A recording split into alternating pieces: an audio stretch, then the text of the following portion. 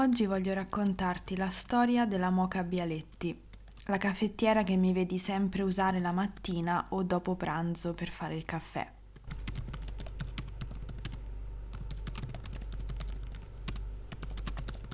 Come ben sai, ogni mattina a casa mia si ripete questo rito.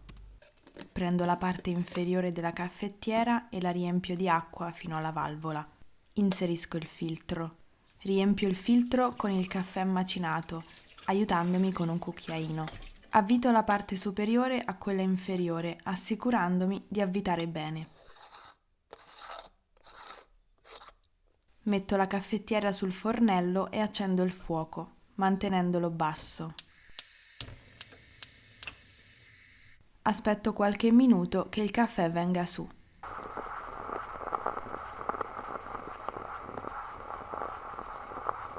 Spengo il fuoco e ascolto il suono della caffettiera.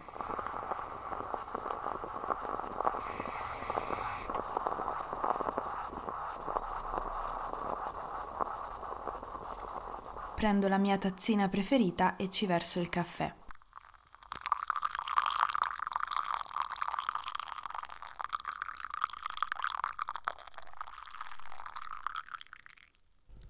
Trovo che tutto questo sia confortante e non ti nascondo che un po' mi rattrista pensare che ormai va di moda fare il caffè con le cialde preconfezionate, quelle che si inseriscono nelle macchine automatiche.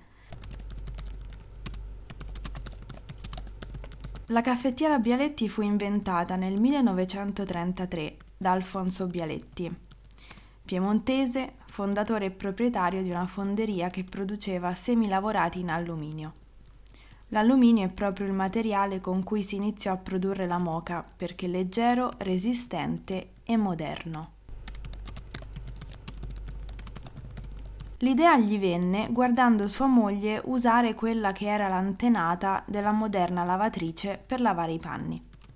Un recipiente nel quale si metteva il bucato insieme al sapone, con al centro un tubo d'acciaio che veniva riscaldato dal basso.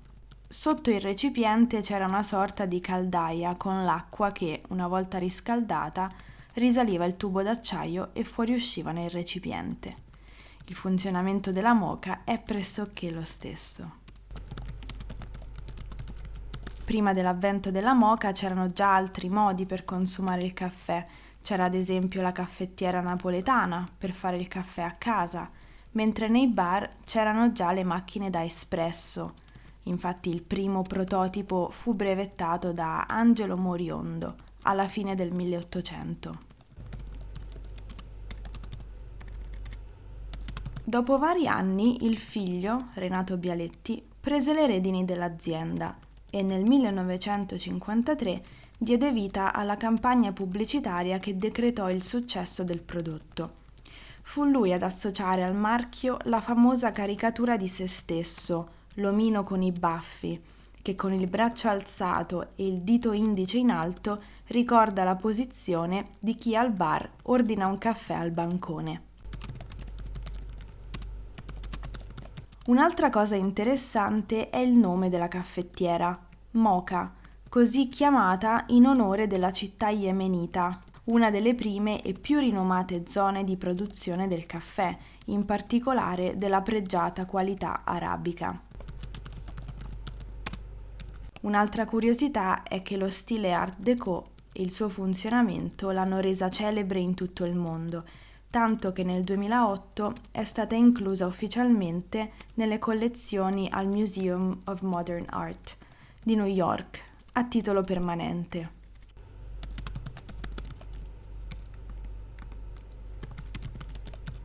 Oggi esistono 8 misure della caffettiera, dipendentemente da quante tazzine questa serve. C'è la caffettiera da 1 tazzina, da 2 tazzine, da 3, da 4, da 6, da 9, da 12 e anche da 18 tazzine. Una per ogni necessità, dalla colazione da soli al dopo pranzo con tanti amici.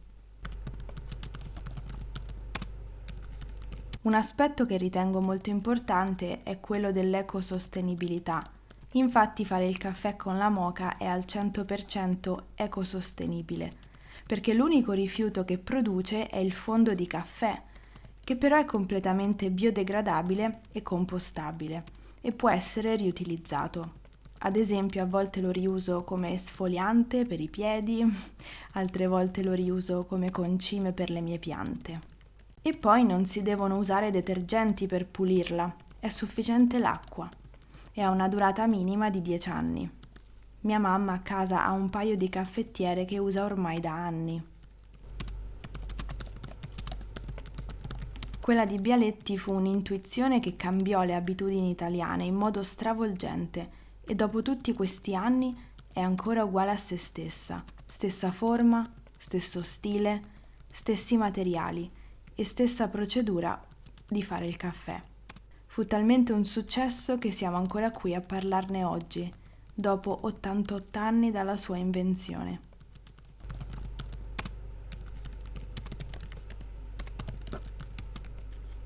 Mi fermo qui, mi sono dilungata un po' più del solito oggi. Ci sentiamo presto, ciao!